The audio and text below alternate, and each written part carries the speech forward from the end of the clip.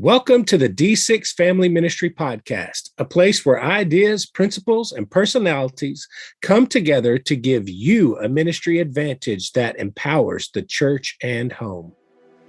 I don't know anything more important in our society or in the kingdom of God than to help the church, help the family.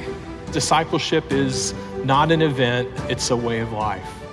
And one day it just hit me that discipleship at home was not about doing more. It was about inviting Christ into what we were already doing. The goal of family ministry is not families sitting on the couch holding hands and singing Kumbaya. The ultimate goal is families that love God, love people, and make disciples of all peoples. So that's why you're here. You're here to say 1 hour a week, as significant and as awesome as it is, we know that it's not enough, and we want to be intentional with every hour. You're listening to the D6 Podcast. Here are your hosts, Marianne Howard, Ron Hunter, and Josh Wooten. Marianne, where is the first place you remember volunteering your time? Ooh, okay. When I was a teenager, there was a mission organization in the center of my city. I grew up in Arlington, Texas, which was a big city and lots of variables. And so this mission set up a closet to meet clothing needs, set up a food bank to meet food needs. And they went to different apartment complexes and just connected with families and children with the gospel. And so I remember when I was a teenager going into their closet and for one whole Saturday organizing their clothing closet. It was a massive effort. At the time as a teenager, you're wrapping your brain around what it means to volunteer and serve in that capacity. I didn't completely get it like I get it now. Looking back, I'm going, I didn't get it. I mean, not that God didn't use that opportunity, but my perspective was so limited. Wow. As I think back through on my time, it's like almost everything that I can remember volunteering for centers around church, which is what we're going to be speaking on today. And when I think of things outside of that, I really didn't start volunteering outside of church until our kiddos came along. But prior to our kiddos, my wife would go and would volunteer on a regular basis at the local pregnancy center, where they offered free pregnancy tests and counseling for young females who, all of a sudden now they found a life change situation and didn't know what to do about it. And mine is not near as significant as hers. I would say outside of church, volunteering in the local soccer association. I started out as an assistant coach for a little bit, just following along with my kiddos' progress when they were in first and second grade is where we started in soccer and stayed with it all the way through college. And I wound up coaching all of those years and loved every minute of it. In fact, I thought about if I ever gave up some of my extracurricular items, I'd go back and pick up I don't think I'd want to go back to first grade, but I'd love to go back and pick up, say, a U12 team and carry them for the next 6 years forward, coaching them. Because it is rewarding when you can give back and see things happening. And, we have the whole point of volunteerism is they're applying themselves when there's a significant mission that they want to be a part of. It might be tied to their kids. It might be, as you said, increasing the value of your community. But why do you see people volunteering? I think there's various reasons. I think connection is a big part of it. I think the mission. I think we're in a season and we're seeing two generations come together and come out very cause driven. And so I think if there's buy-in and there's a need that needs to be met, I think that's one of the things I'm loving about watching millennials and Gen Z. They're stepping into just some remarkable, they're bought in. If it's going to change the world and it's a cause that they're bought into, they will give up their time and their money. And listen, this generation coming up, they're making money. Okay. They've got jobs in high school, like good jobs, entrepreneurial jobs. It's crazy. Yes. And I think we're going to see more of that just out of the pandemic, what God did in that time. We've already heard, a podcast about that, but just the ingenuity that will be birthed out of this season.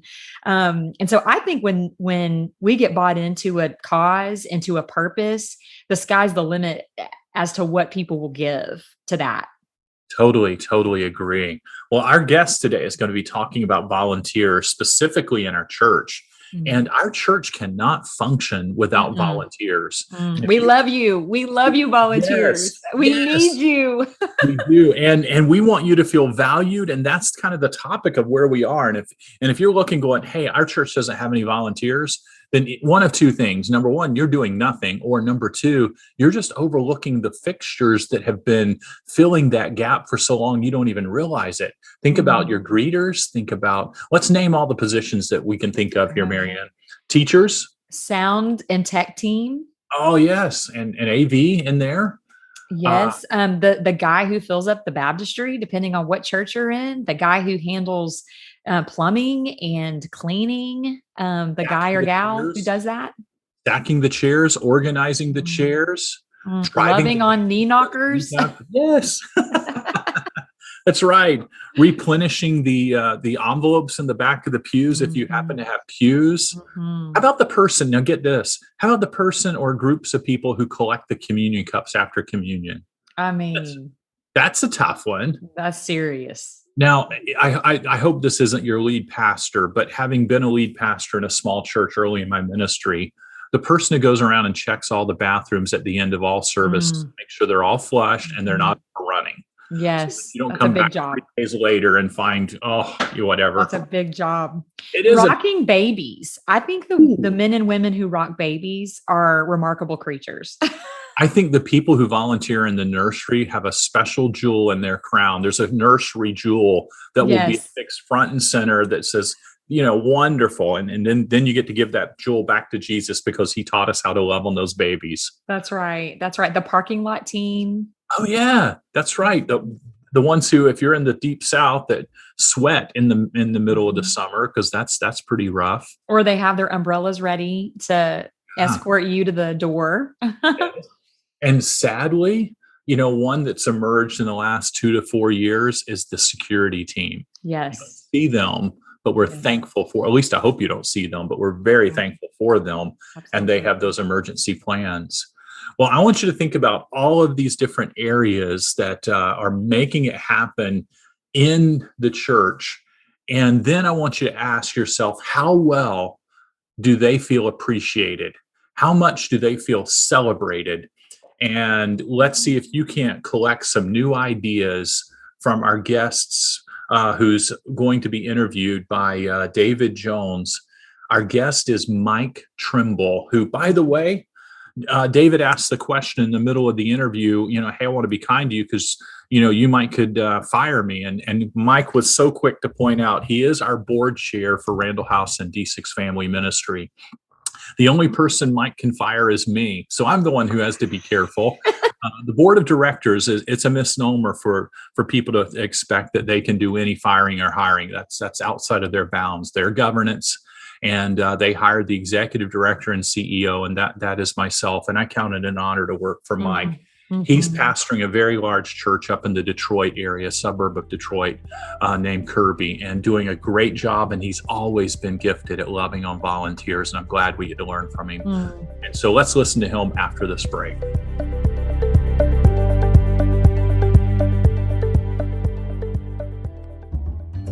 Are you looking for a way to equip families to do discipleship in their own homes?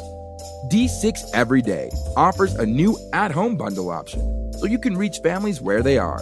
The same great D6 Everyday resources now bundled to fit your family. D6 Everyday at-home bundles are a great way to promote discipleship at home, especially during COVID-19 restrictions. Many churches and small groups are not gathering for worship or discipleship training, but you can resource them with teaching helps for the parents and devotion magazines for every member of the family, or about the cost of a Chick-fil-A meal. For more information, visit d6everyday.com.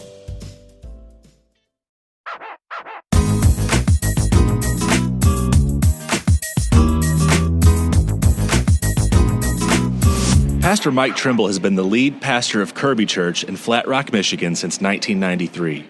He is an incredible visionary and leader who has a vision to build faith-based churches and organizations all over the world to extend the kingdom of God. He is also the chairman of the D6 Board of Directors. Mike and his wife Terry have raised 3 boys and have been in the ministry for over 25 years. Pastor Mike, thank you for being here. Hey, man, it is great to be here, and appreciate the opportunity. I have to admit, I'm a little bit intimidated interviewing you as the board, as the chairman of the board of directors, because I believe you may have the power to fire me if this doesn't go well. No, I do not own that power. In that case, then maybe we'll switch some things around here. That's right. You're good. Okay. You're golden. Okay. Well, the next 10 minutes we're going to be spent sucking up, so I guess we can... I appreciate those kind of moments. We can jump off that. Well, today we're talking about loving your volunteers, and I use that word loving, and I think about you because there was a time when you came, I was working at Randall House, you came by my office, you didn't say a word, and you just ripped my North Carolina jersey off the door, threw it to the ground, and walked away. So when we talk about loving, that's actually not what we're talking about. Well, that's passion. See, that's passion right there, because I'm a Duke fan. And you got to stand for your team, man. No matter where you're at, you got to stand for your team. And you can tell that's vividly in my mind right now. But actually, I think the example I meant to use was one thing that I appreciate about you is when you come in, when you fly, because you're not in Nashville where we are. You fly into Nashville, you fly in for these meetings, and you take the time to go office by office and talk to each one of us and find out how things are going. Some of us get our jersey ripped down, but you still talk to us. And so that's always been so encouraging to me to hear from the chairman of the board who just comes by and wants to say, hey, how's life going? What's going on? What's up? Let's talk sports, whatever it be. Mm-hmm. And so when I saw that we were talking about this topic today about loving your volunteers, I thought, this is perfect because you are an encourager. And so I'm really looking forward to learning from you about how you do this. You have been pastoring a long time, and so I know you have a pretty good grasp on what pastors need. Do you see similarities in the needs of volunteers? Oh, absolutely. Absolutely. All of us got into this thing of serving Christ through the door of being a volunteer. When I was 14 years old, my pastor asked me if I would be the junior high Sunday school teacher. I had just graduated out of junior high, and now, I'm teaching that class. And so that was my entryway into it, and all of us got there. And a lot of times we think that there's this 2-tiered system. There's the pastoral folk, and then there's the volunteer folk. But there's just Christian folk, and we all have the same basic needs. We all need to be loved, encouraged, supported. We all want people we can connect with, do life with. So a lot of the same similarities, people pouring into us, Mm-hmm. What's one thing that we often overlook when it comes to loving our volunteers? I think there's 2 things that come to my mind. I think the first thing is we don't do enough work with them on the front end. Most of us are so concerned because we've got this slot we need to be filled. And we're more concerned about the slot that needs to be filled so the task can be done. Let's say children's church. The pressure of that driving every Sunday, just getting people there, ready to go, the crackers out, the games out, the check-in people there, making sure there's, at least 2 or more to a room for protection. I mean, that can be a really big grind. And so we go, I've got this spot to fill. Hey, you're breathing. You're here today. God bless you. In Jesus' name, come help us. And we don't do enough on the front end of saying, what do you like to do? What do you think you're good at? If you could do anything in the church, what would it be? And they may surprise you. They may say, I would love to do anything in the church but children's ministry. And yet we tag them and plug them in because we're self-focused on us getting it done. We put them in the wrong position. And so if we put them in the wrong position, we do them a great disservice because now we've set them up for failure and not success. So I think not spending enough time just sitting down, talking with them, having a cup of coffee, and just getting to know them a little bit, asking questions. Questions are everybody's best friend, and helping them understand the vision of the church and where they can fit in. Yeah, let's talk practicality for a second. What are some things you do to communicate appreciation what are some things you do to communicate appreciation and value to your volunteers? Like I mentioned, at Randall House, you just come by our offices and you just talk to us and see what's up. What are some things you've been doing in your local church? Years ago, I read the book Love Languages, the 5 love languages. I think everybody's read it, and we've kind of just put it in the box of marriage. But I think it works in a lot of other areas of life. The 5 are time, talk, touch, acts of service, and gifts.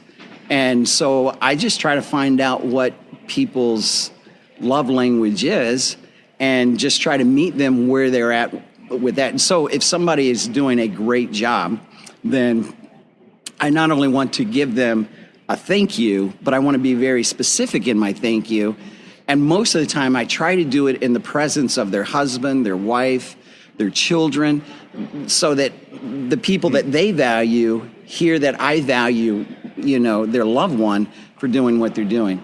Gifts, it could be something as simple as golf season starts and you give them just a sleeve of balls and the golfers are like, yeah, you're awesome, you're rocking it out.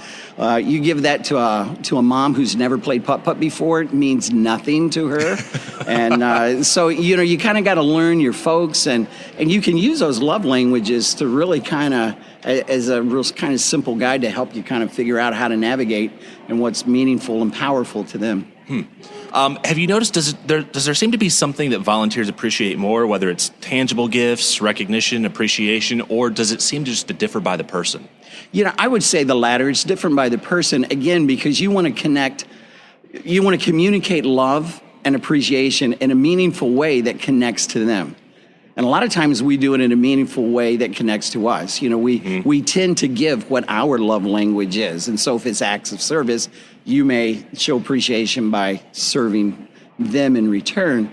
And so it's just kind of finding out where they're at and just watching what kind of, because you'll hear about it. I mean, if you do it right, you hear about it. If you do it wrong, it's just like crickets, and you don't hear a word.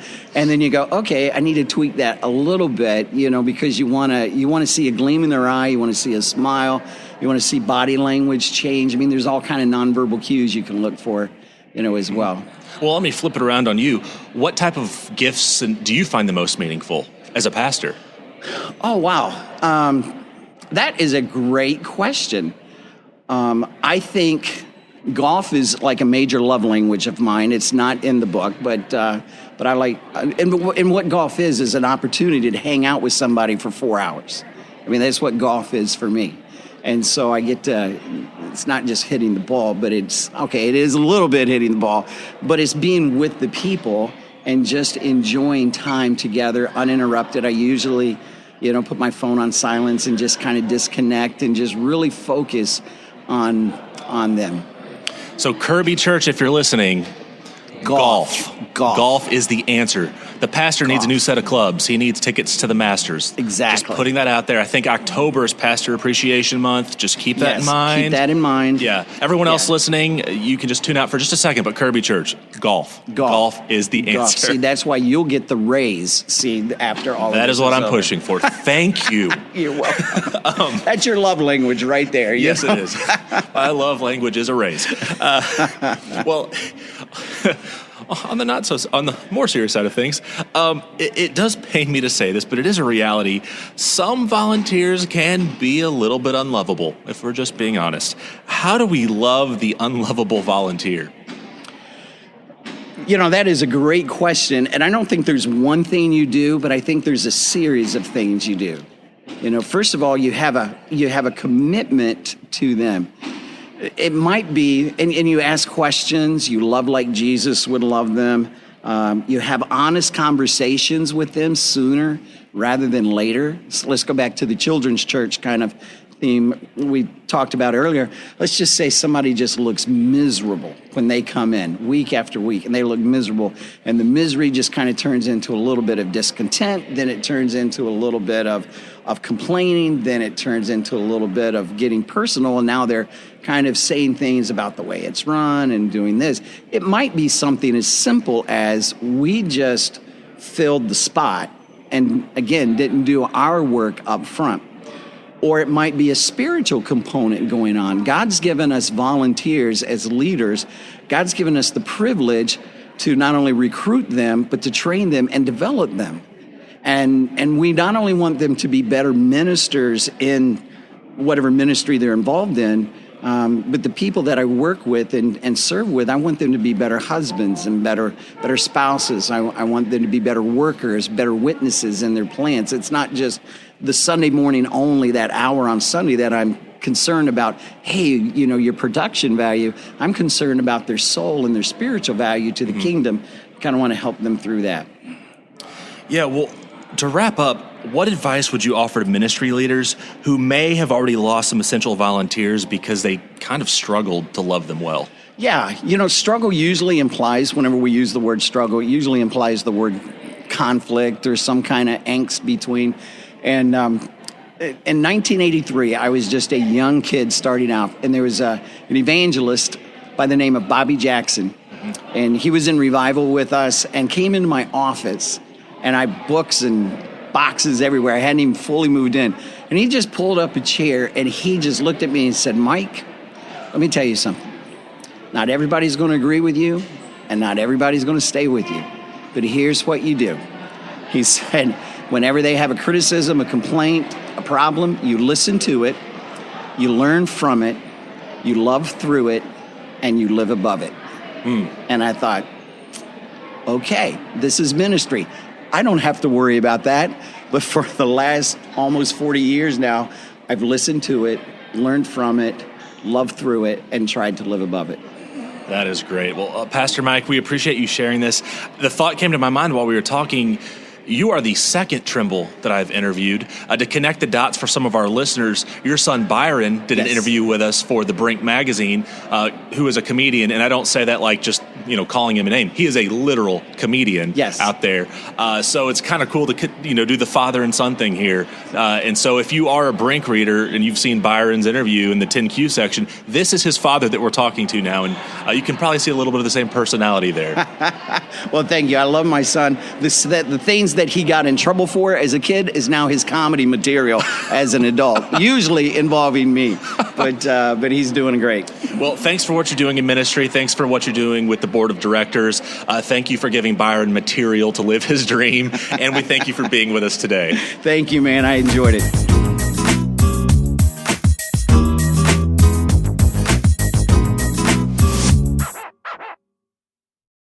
Mr. Mike, Miss Terry, we are so thankful for you. You are such a gift to this world, and you just inspired me so much as a ministry leader. And I loved his words, Ron, when he said, we get more concerned about filling the slot instead of finding out what people are gifted at when we're thinking about volunteers and volunteer placement. Man, I never want to get so focused on the whole in my ministry that I miss the people and placing them in their gifted area. Yes, absolutely. And we've got to, I think sometimes just walking around, talking to them, and what David said, I don't want to let the cat out of the bag or whatever here, but I've always encouraged our board when we have meetings, we actually take break times purposely for them to go walk around. And then sometimes I feel guilty that, I only do that one day a week, or sometimes it feels like it's every 2 or 3 weeks that I can get to every person in the organization. But I'll often look at Melissa, my assistant, and say, hey, I'm going walking around the building today. And, I go to all the floors and I try to talk to everybody. And that's hard because you remember going back to the Rachel Price, to me, that doesn't feel like productive time. But this is where we're investing, to use her words, investing. If you go back to that podcast from last week, you want to hear that's investing in these. For us, it's paid people, but in church, it's going around and just visiting with them. How's it going? What are you seeing today? Because if you ask those kinds of questions, it actually feeds your insight for both application and strategy in your local church. You just need to see it through their eyes, hear it through their words, and see what they tell you. Absolutely. I think a tool that even D6 provides that helps me as a ministry leader is our D6 Plus community. Yes. There are great resources in there to help you invest in your volunteers and equip them in every aspect, on leading a small group, connecting with parents, pouring into them, making sure that they're being filled spiritually. That's one of the things I love about the D6 Plus community is it is a community. And D6's heart is to equip you as ministry leaders so that you can pour into and equip the saints for the work of the ministry, which is what our scripture calling is all about. And so that's one of the things I love about Mike's practical strategies that he gave us on this podcast. But I think it is a perfect tie-in to our D6 Plus community and how it can help benefit and help you. If you're looking for ways to invest in your volunteers, check out our D6 Plus community. It's so worth it. It will help you out. Yeah, I think we're currently priced right around $20 a month for your subscription. And as a result, again, if we want to measure our time investment versus how many people we can touch, we can go around and show appreciation once a year or once a quarter, as Mike's talked about. But the D6 Plus actually builds it in on a monthly basis. Mm-hmm. And not only can you send them the training videos that you find in there, but you can also create these video link opportunities for people to get trained on better parenting, which I know those aren't volunteers, but when you make a difference in somebody's home, they will definitely make a difference as a volunteer in the church because they know who's helping them become a better mom or dad, husband or wife.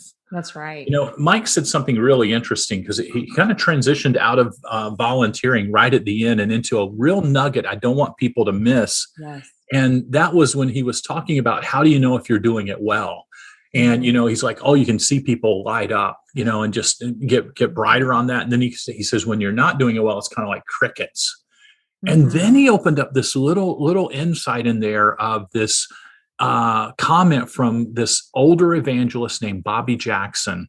Yeah. And he basically said in there, you need to, when you get critique, you need to listen, you need to learn, you need to love, and then you need to live above it. Live above it. I got love above it on my notes. I'm like, no, that's not right. So live above it. Yeah. So listen, learn, love, and then live above it, meaning it makes us better. It makes us stronger.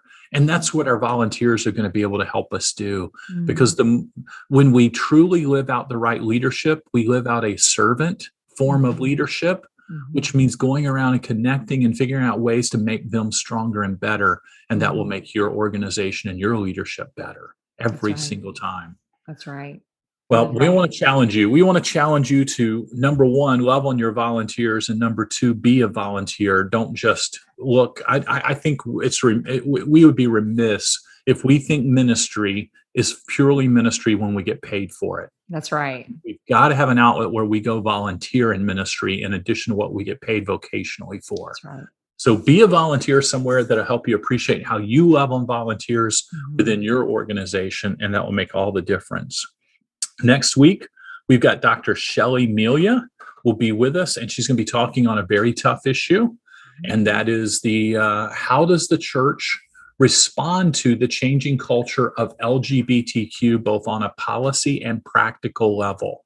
So you will not want to miss this episode coming up. Until then, we're praying for you that you find great opportunities to engage those around you, specifically those in your home, and look for discipleship moments that you can find as teachable opportunities every single day. Until then, we're praying for you.